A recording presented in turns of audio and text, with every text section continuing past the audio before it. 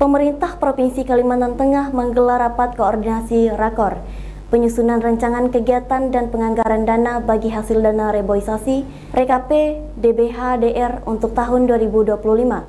Acara ini berlangsung di Aquarius Botikyu Hotel Palangkaraya pada Selasa lalu, 6 Agustus 2024. Bertempat di Aquarius Botikyu Hotel Palangkaraya, digelarnya rapat koordinasi rakor, penyusunan rancangan kegiatan dan penganggaran dana bagi hasil dana reboisasi RKP DBHDR untuk tahun 2025 dibuka oleh Asisten Bidang Perekonomian dan Pembangunan Ekbank, Sri Widenarni, mewakili Sekretaris Daerah Provinsi Kalimantan Tengah.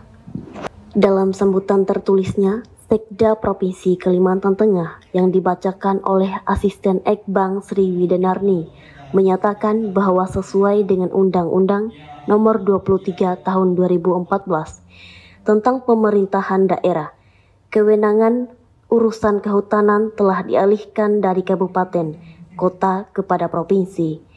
Akibatnya sejak tahun 2017, dana bagi hasil sumber daya alam dan kehutanan dana reboisasi DBHDR disalurkan langsung kepada provinsi penghasil.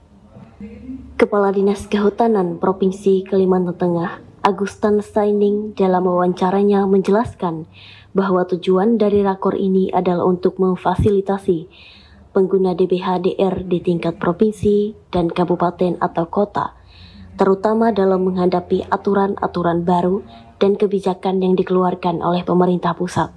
Menurut Agustan, DBHDR yang diterima Provinsi Kalimantan Tengah setiap tahun mencapai rata-rata 200 miliar. Dana ini digunakan untuk berbagai sektor strategis di provinsi, termasuk Dinas Kehutanan, Dinas Pariwisata dan Kebudayaan, Dinas Transmigrasi, serta sektor lainnya. Untuk tahun 2024, total DBHDR yang direncanakan mencapai sekitar 500 miliar. Yang saat ini sedang digunakan oleh dinas terkait. DBHDR di kabupaten kota, karena kabupaten kota itu kan masih ada juga silpa DBHDR. Kalau di provinsi itu selain dinas kehutanan ada dinas pariwisata dan kebudayaan, dinas transmigrasi, kemudian ada biro ekonomi, kemudian dinas satu lagi Pak Parit itu transmigrasi ya, transmigrasi, pariwisata, UMKM, koperasi UMKM. Nah, itu yang pengguna DBHDR dari sektor strategis di Provinsi Kalimantan Tengah.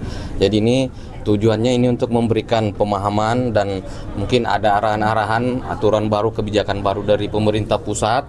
Makanya melibatkan 3 kementerian, Kementerian Dalam Negeri, Kementerian Keuangan dengan Kementerian LHK tentang penyusunan anggaran dari DBHDR, dana bagi hasil dana reboisasi.